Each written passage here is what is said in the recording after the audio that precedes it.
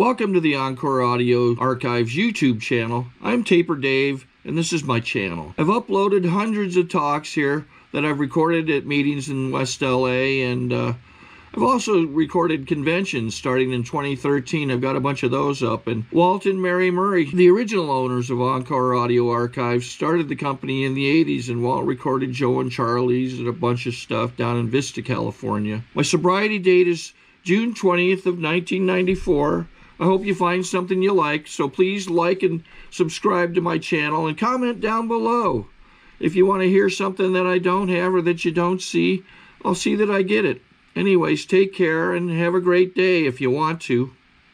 Now let's give a warm welcome to our main speaker, Bob.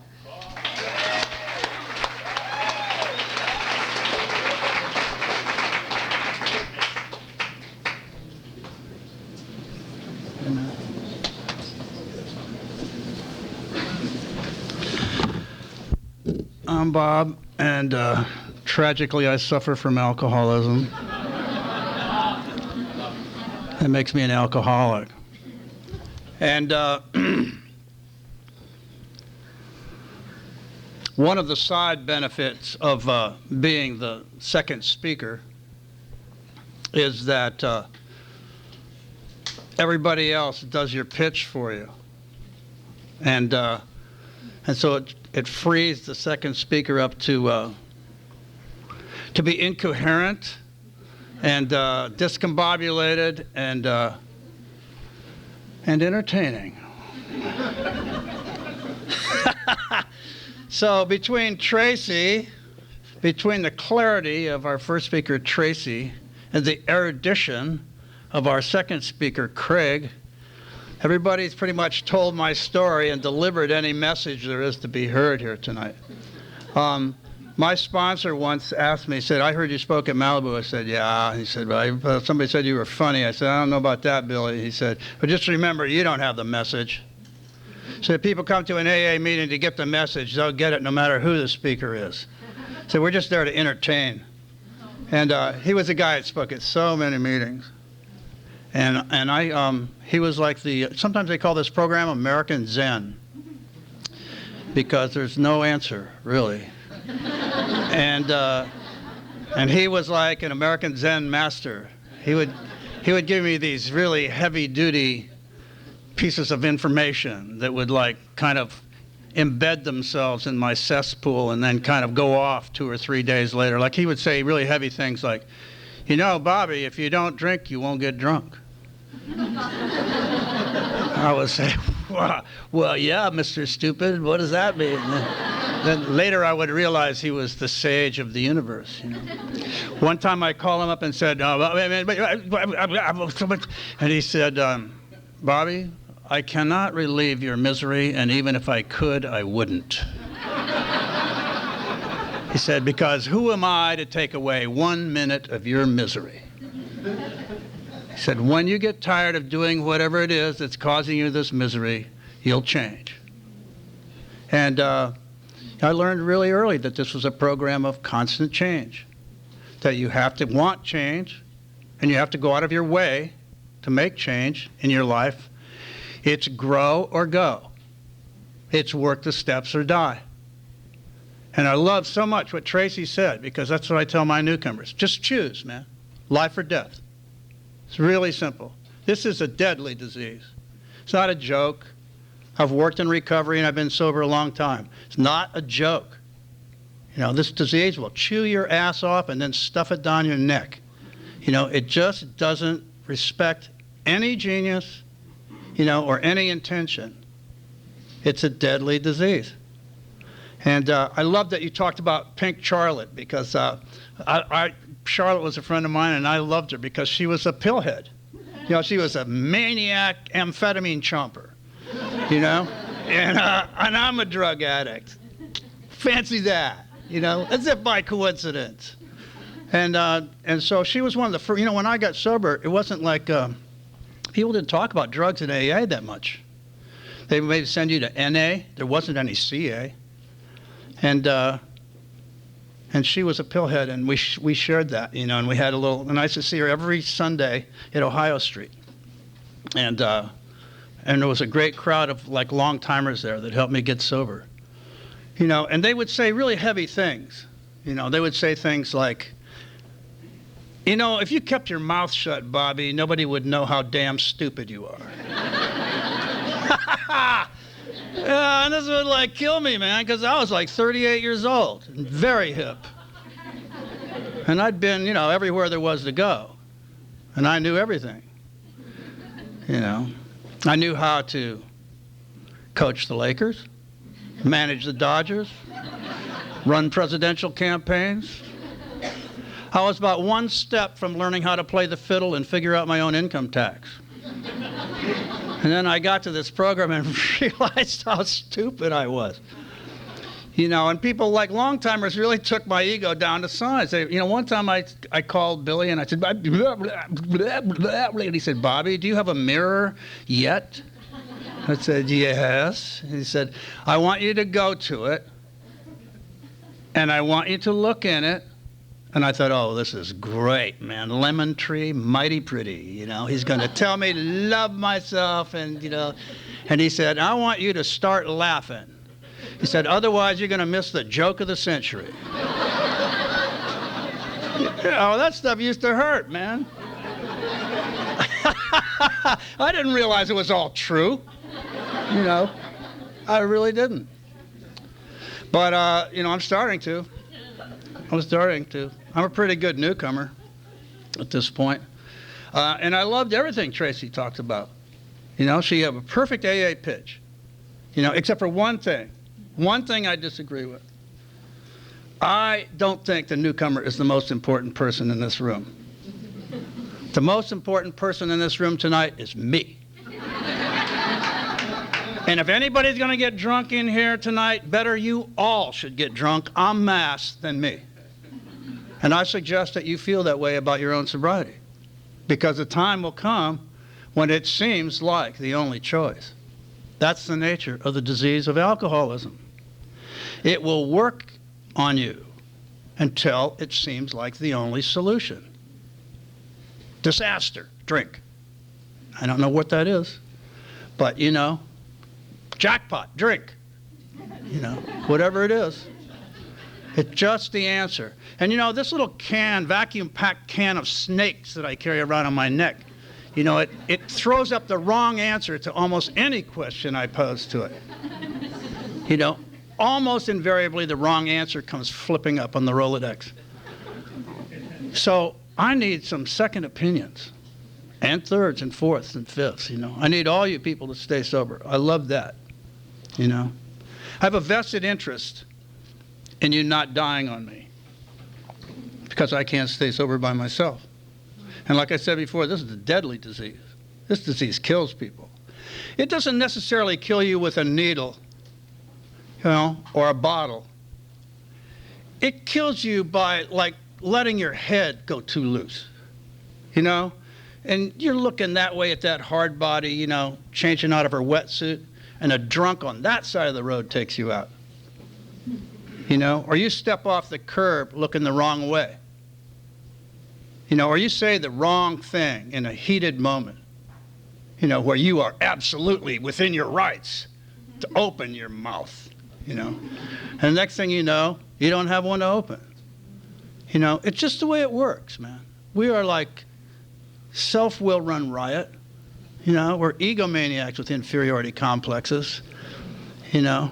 The big book tells us we are people who normally do not mix. I like that. Yeah. Could you imagine this crowd here loaded out of their minds, all in this room? Even the people who aren't holding. Or packing. Because we're maniacs. That's the point. One time I saw this dude talk at Cedars-Sinai at 11 o'clock in the morning. And they used to have a meeting in that hospital, and he was like a guy who looked like he settled the West, you know? He was one of those guys. And he said, you know, a lot of people spend their time trying to be normal in this program. He said, why would anybody do that? He said, the best you're ever going to be is a phony normal. It's much better to be an authentic alcoholic. You know, it only took about 11 or 12 years to get what that one meant. You know. It sort of is a license to steal as long as you're honest and polite, you know. Because if you can learn to forgive yourself for being stupid at moments. See, the way the program works, see, I know a couple things. I know if you don't drink, you won't get drunk. That's one thing I know. I know that this program works real good and real slow. And I know that everybody in the program of Alcoholics Anonymous is barking mad. And that the only thing that makes it a genius, soulful, spiritual, wonderful manifestation of God is the fact that we're not all crackers in exactly the same way at exactly the same moment. And when I'm completely on fire, somebody else is there to say, hey, dude, maybe you ought to work a step or something, you know. Get a newcomer. Go answer some phones. Or carry someone, take a wet one to detox. You know, be of service in some way. Because I liked it, you said, you know, about purpose. Our primary purpose. Whoever had a purpose, you know, there ain't enough money. There ain't enough bodyguards. There ain't enough cocaine. You know, and you know, Chuck C used to say, there ain't enough whiskey. If the ocean was whiskey, it wouldn't even be a start. You know, where is it? You know, well, it's like having a purpose. You know, our primary purpose is to stay sober and help other alcoholics achieve sobriety. That's it. That's our job. I asked Billy, how come, you know, I OD'd 3 times in the same hotel in New York City. In the Chelsea Hotel. And they didn't even throw me down the back stairs. Each time somebody revived me. And I asked Billy, you know, like, why do I wake up dead so often? You know? And he said, because you have work to do. And it's for fun and for free. You know, it's going to cost you time and energy and patience and money. You know, and your job is to help other alcoholics achieve sobriety if they want it. You know, and make no mistake, this is a program for very lucky people who want it. If it was a program for people who needed it, you know, we'd have to have this meeting at Staples Center tonight. Because there's lots of Looney Tunes, you know, within like, you know, a quarter mile of this building. Believe me. I've been coming here for decades, man, and it's like, you know, it's like an obstacle course just to drive up PCH, man. No, it's okay getting up here. It's getting back that counts, you know. Just to right about Alice's restaurant, it starts to get very dicey if you're on the way to... And it used to be once you got to Santa Monica, all the old people were already in bed, and that was a kind of a smooth glide home. But now, you get to Santa Monica, that's when the trouble really starts. Gridlock at 4th in Arizona, how about that, you know? So, more drunks, more fun, more 12-step opportunities. More room for spiritual growth. God is great, you know. God is great. Yeah, baby. And the other thing, you know, that kills me, I want to just touch on this really briefly, because Craig alluded to it, sort of denigrated the graduate program. You know, when they announce at meetings, you know, is anybody here from Al-Anon? Only true Al-Anon warriors put up their hands, you know. And I pose this to you. Is there anybody in this room who's not an Al-Anon? And anybody who, you know, is with somebody like me is perforce an Al-Anon. That's what makes an Al-Anon. The big difference between alcoholism and Al-Anonism is that the denial curtain for Al-Anonism is severe. Really severe.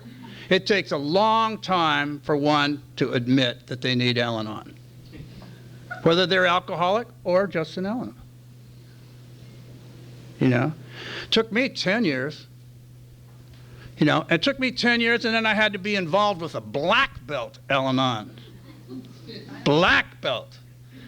This woman needed Al-Anon like I need a drink. You know what I mean? She was serious, and she said, I've gone to lots of AA meetings with you. You could at least go to one of my meetings with me. So I went. You know, I'd been to one before, and I you know, I kind of cruised the meeting, looked for hard bodies, but then, you know, had other stuff to do. Because, you know, there's not a lot of laughter in Al-Anon meetings. You see, laughing is my second favorite thing to do. You know, so I need to go places where there's laughter. So I went to this meeting with her, and I was sitting, it was in New York, as a matter of fact, Beth Israel Hospital. And I was sitting there, and I thought, these poor people, man. These people are so lucky that there are people like me, because without people like me, they wouldn't even have a program. Yeah. And they are so lucky. And they are so sick. Oh, my God, they're sick. You know? And then about 15 minutes later, I started to get that hideous feeling that you get, you know, when you see the lights behind you flashing, or you feel the handcuffs go on, or you hear that cell door clang, or just if Grandma slaps you up beside the head with your hand in a cookie jar when you are busted. Because I started to get this hideous, pitiful, incomprehensibly demoralizing realization that I are one.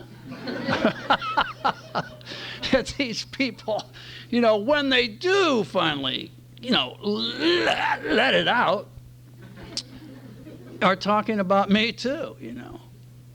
And then I realized that all the people I've ever been involved with, you know, if they're not practicing addicts or alcoholics, or have been Al-Anons, you know. I mean, I have a girlfriend now. She doesn't go to Al-Anon. She goes to AA. She doesn't go to Al-Anon. But this is a true story. And this is why it's on my mind. She told me she had a dream. She's in New York. She works in New York. She told me she had a dream about me last night. And in the dream, I had a glass of wine in my hand. And before the dream was over, I drank the wine. Now, this is an Al-Anon, man, that has my slip dream for me. I can't believe it. I said, I can't believe you just said that, you know. That's an Al-Anon, you know what I mean? An Al-Anon had my slip dream. It's beautiful. God, it's good. Anyway, so that's the only thing I disagree with Craig about. I think that Al-Anon is the graduate program. You know, once you get drinking and shooting dope out of your system, you know, and once you work the steps a couple of times and you still want to kill yourself, maybe there's some more examining to be done, you know, about these areas. I mean, are people living rent-free in your head? You know what I mean? Are they? I mean, are politics living in your head rent-free? Are, you know, the Lakers dysfunction living in your head rent-free? By the way, congratulations, everybody that's here tonight. You're the professionals. Everybody else is watching the Lakers game. Anyway, enough of that. I'm an alcoholic. I'm from Akron, Ohio. A source of great shame to me for many, many years until I got to this program. And then it was, you know, I'm from Akron, Ohio.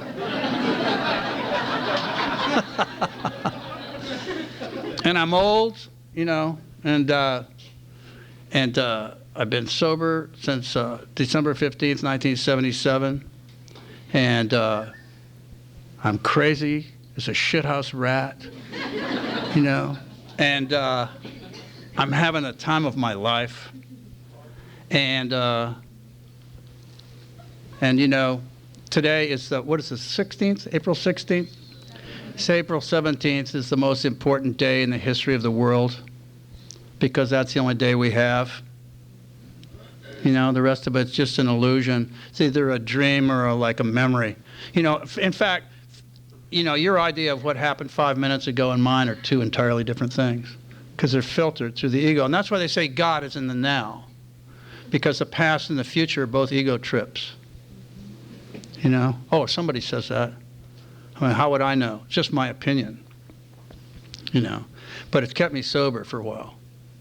And I really think that, you know, like my sponsor suggested to me, that this is the most incredible, single most significant spiritual development of the 20th century is the foundation of Alcoholics Anonymous. I really believe that. I believe that this time, instead of tablets being handed down, you know, a couple of drunks in Akron, Ohio, man. And by the way, you know, when I was a kid, Akron, Ohio was, like now it's like Houston Jr., you know, Akron.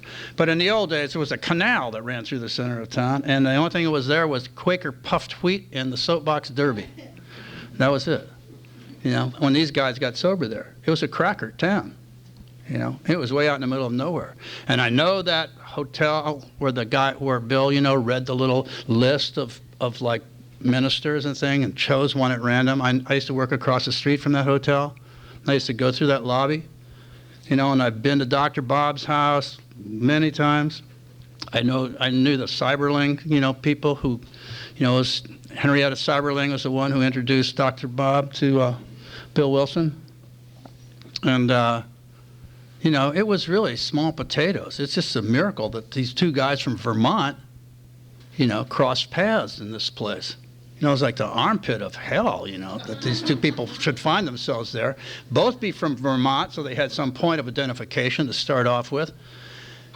And, you know, and Dr. Bob, you know, was just as heavy as Bill. He had some heavy-duty shit to say about this program, like keep it simple.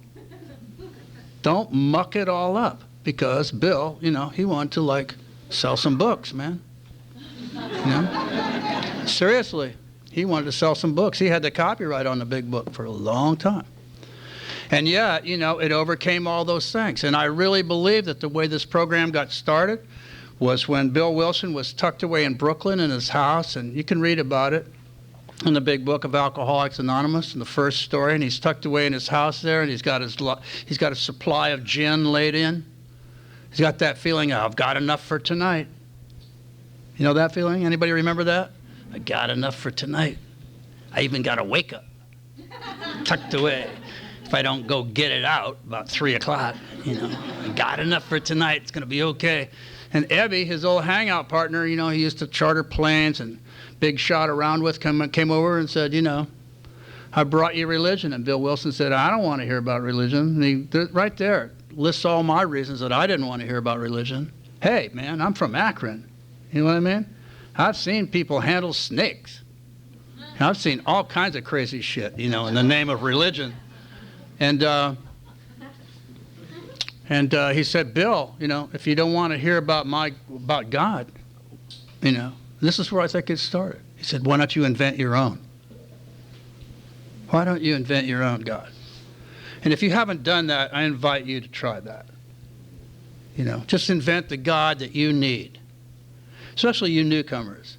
You know, when you first get to this program, these steps and traditions and all these sayings and code words and everything, it's just like Chinese arithmetic or something. You know, you can't possibly figure it out. Don't even try. It's okay to be stupid and not know anything. It's okay to learn. It's okay to ask questions. You know, it's okay to not ask questions. It's okay to not put your hand up as a newcomer.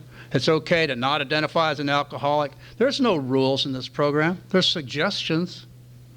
You know, it doesn't say this is what you need to do. Sometimes you'll get a sponsor that'll tell you this is what you need to do. Charlotte would do that. You know, sometimes my sponsor would do that after he had my trust. You know, but basically it says if you want what we have and you're willing to go to any lengths to get it, you know, implying that maybe it's not so easy.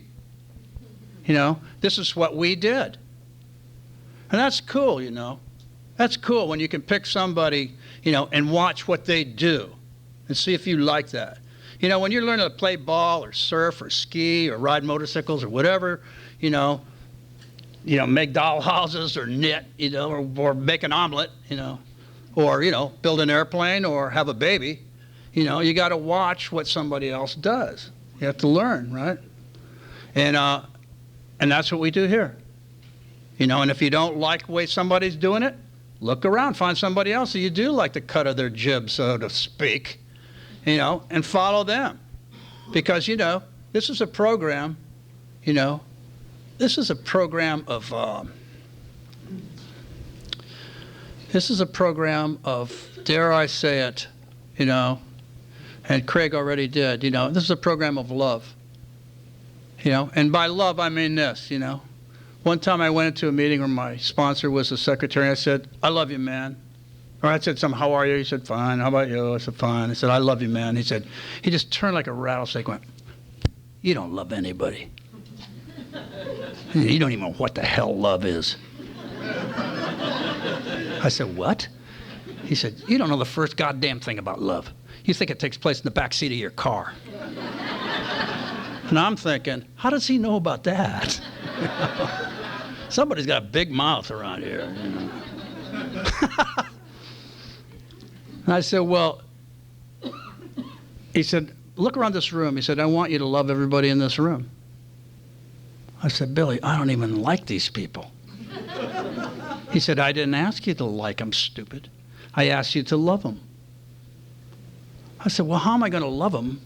I don't even like them. He said, you see, you stupid son of a bitch, you don't know the first thing about love. So how many people in this room do you want to see die from drugs and alcohol tonight? And I could honestly say, I don't want to see anybody die from drugs and alcohol. He said, well, maybe that means that you don't mean them any harm. And why don't you take that home and think about it, kid?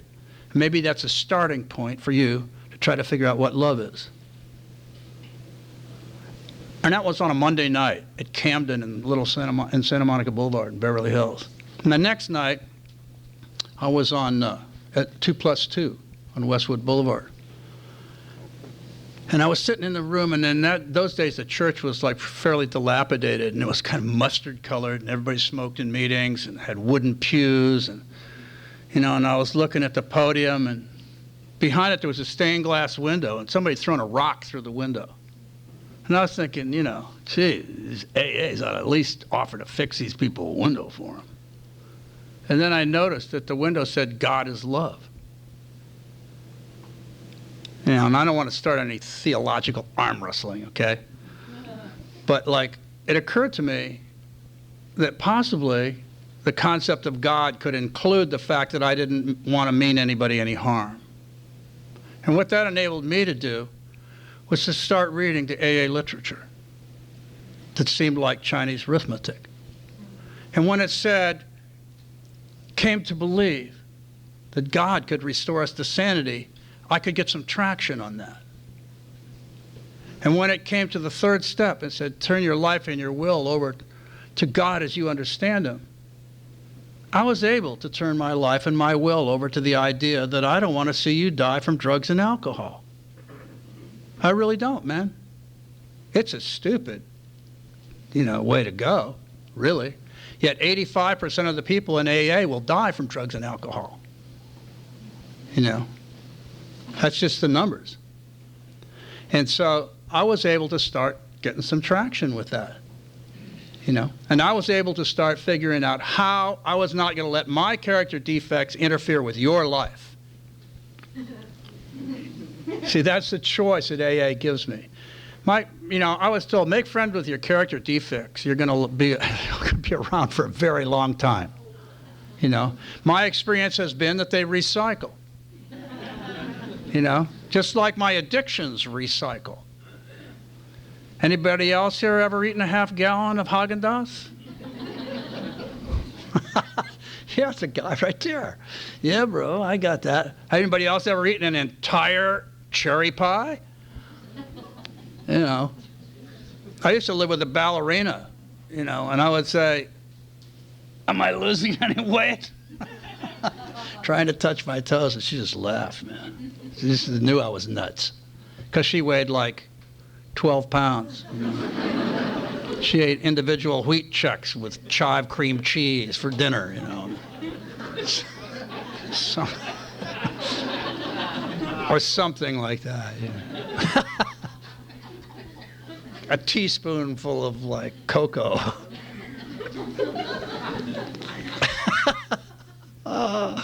Oh God, you know, it's a, you know, this is the other thing I want to say before I forget, okay? You newcomers, you can't take too long or too hot a bath.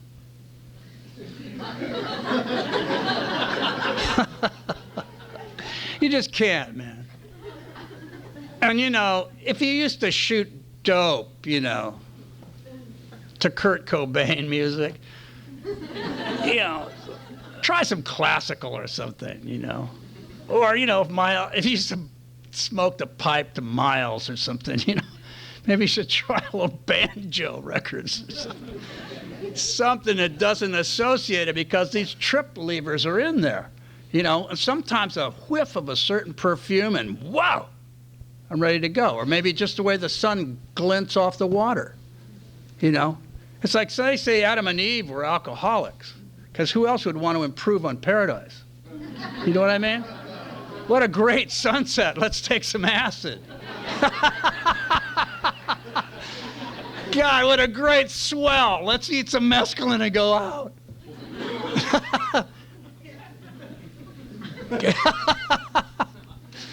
Woo. And ride motorcycles. Woo. Anybody else ever gone off a fire trail on acid in the middle of the night? On a dirt bike? Oh, man. You know, like all the stuff that happens, you know, like here we are, man. You know what I'm saying? Here we are. I forgot what I was going to say. It was probably something really important that would save your life, too. I forget what it was, though. It just doesn't seem that important to me now. Oh, man. So, you know, I do forget what it was. And anyway, so, but I do want to say this, you know, you should also have these little street hints in your pocket, you know. Like in the old days, they used to tell alcoholics to carry a candy bar.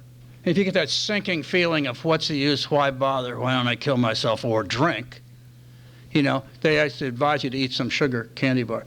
You know, I suggest a little bit of honey. You know, not a tumbler full of honey, you know, just a spoonful of honey, because it'll flip your blood sugar over and it'll remind you, hey, that's right, you know, I'm changing here. I'm in withdrawal, you know. They used to say, don't kill yourself for the first 5 years or you'll be killing the wrong person, you know. And I couldn't wait to get 5 years so I could kill the right person, you know what I mean?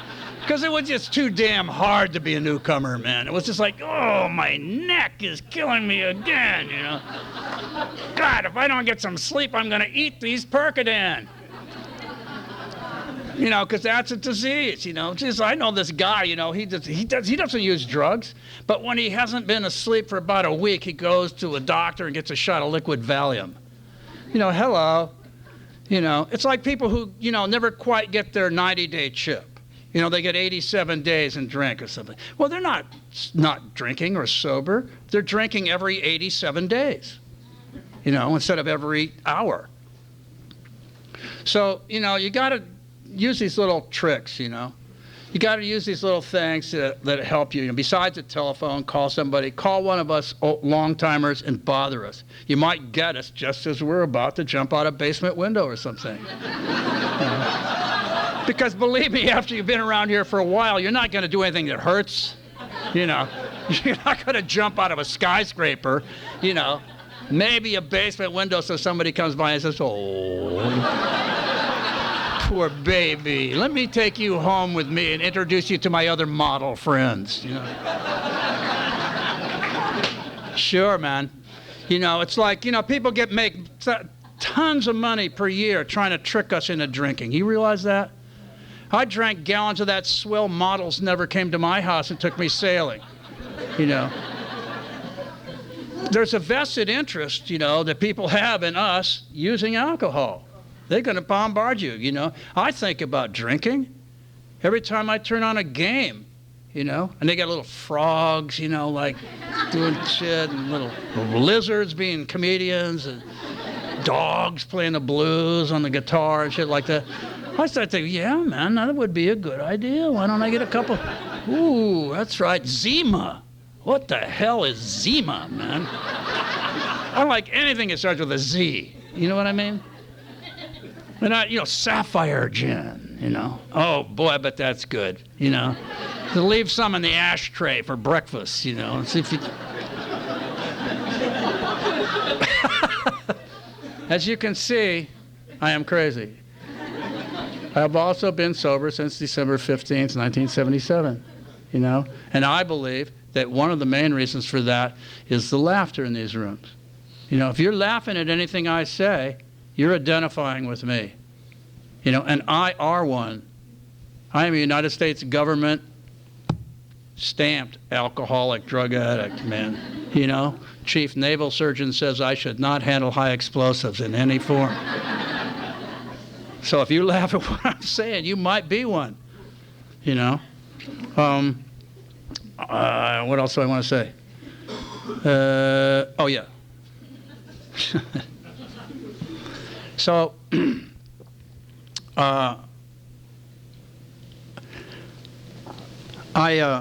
was jogging on the beach, you know, when I had about 17 years of sobriety, and I was clad in my panties in a light film of oil, and I was sporting along, and I started to think of a cold Heineken's. And the more I thought about this Heineken's, the more it seemed like a good idea. And I recognized this as a drink signal. And I thought, you know what? You need to go to a meeting. And then I thought, no, you know what? I need to commit to 30 meetings in 30 days. And I thought, you know, I'm a bicoastal type dude, you know. I know in New York it's 90 meetings in 90 days. I should really do the New York thing and do 90 meetings in 90 days. And then I thought, you know what, I can't do that. I don't have the time for that. And that's when the red flag went up. Because my sponsor taught me, unless I had something better to do, I should go to a meeting. I don't know what's better to you than saving your own life. You'll have to make up your mind about that. But, you know, for years, I couldn't stand it if I missed a meeting, you know. And I still feel guilty if I don't go to at least a meeting a day. That's the way I stay sober. I'm one of those people who likes meetings. I like to see who's there. I like to hear what happened. I like to, you know, all of it, man. And so I did. I started going to meetings. And in the course of this year, I still had to travel and stuff. And I was in places where there weren't meetings, and people made meetings. Because I share with people, you know, what, there's no meeting tomorrow? I'm trying to go to a meeting every day, you know. And they said, well, we'll have one. We'll have one at the airport. You know, we'll have lunch there before your plane. We'll have, you know. And I went to at least one meeting every day for a year. And at the end of it, I was pretty damn spiritual, man. I was pretty damn cool. And I thought, you know what? When you're this cool, you deserve a break. I think I will go to Las Vegas and celebrate by playing a little bit of that non-habit-forming video poker they have up there. The crack cocaine of gaming, ladies and gentlemen. So off I popped, and luckily, you know, my basic training is there, and so, you know, I went to a meeting. And in this meeting was this guy, the other guy who settled the West. And he had like about 45 years of sobriety. And he said, it all boils down to two simple things. Treat other people the way you want to be treated, and do the right thing. And I thought, oh, thanks, Mr. Blah, blah, blah. And then he revealed himself by saying, and you know, we all spend a lot of time and energy and money trying to convince ourselves that we don't know what the right thing to do is. See, and he was another American Zen master. Because that's me. I think, yeah, I could do that. That won't interfere with anything. Yeah, she won't mind. No, I'll take care of it later. And you know, the right thing to do is right in front of us. Like my sponsor told me, he said, you don't have to worry about going down to the nickel looking for 12 steps. Those people don't want to hear what you have to say, Bobby. You know, God's going to put your 12 steps, you know, in the airplane next to you. You know, or at dinner next to you, for that matter. And that's been the case. You know. We all know what the right thing to do is. The right thing to do is stay sober and help other alcoholics achieve sobriety. Anyway, thanks for listening.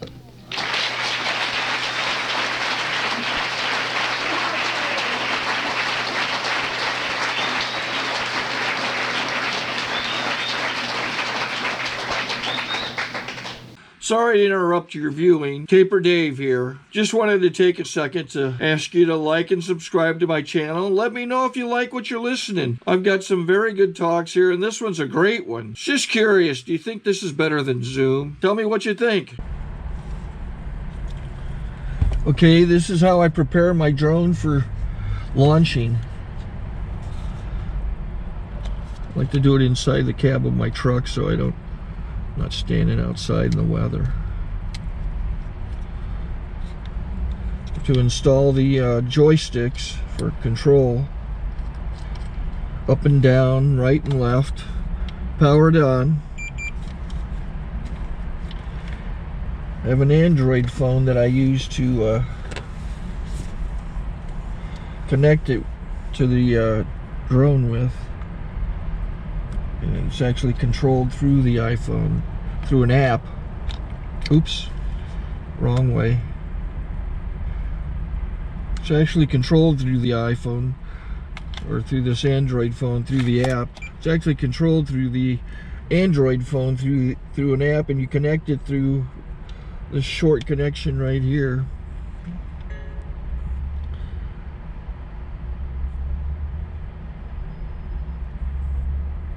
Remote control connected. Remote control's connected. So I pull out the drone. I have to extend the legs. Long legs extended first, then the short legs. Remove the gimbal protector. Set that aside, then power it on one short burst and one long burst. I lay it down. So I have to go to calibrate. So the drone's not connected yet. It shows you here as this drone gets disconnected, even though the remote's powered on. So the drone has to establish it's connected. So I go into the app to calibration mode. First I'll calibrate the remote controller. Start calibration. Out, in, oop, out, in, up, down, and then this little wheel is to control the gimbal. So it's calibrated. Go to gimbal calibration, start calibration, and then it calibrates the gimbal. I don't know if that shows up. The gimbal's moving all over the place. Changes, you can see it on the video.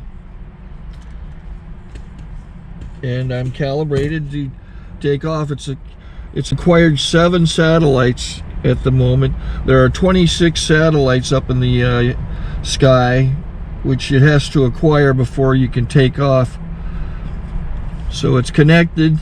It's got enough satellites. This is white. I can go to press this little arrow button, swipe right to take off, and it would start the motors if I slid this to the right, but I'll wait till I get outside. Don't want to do it inside.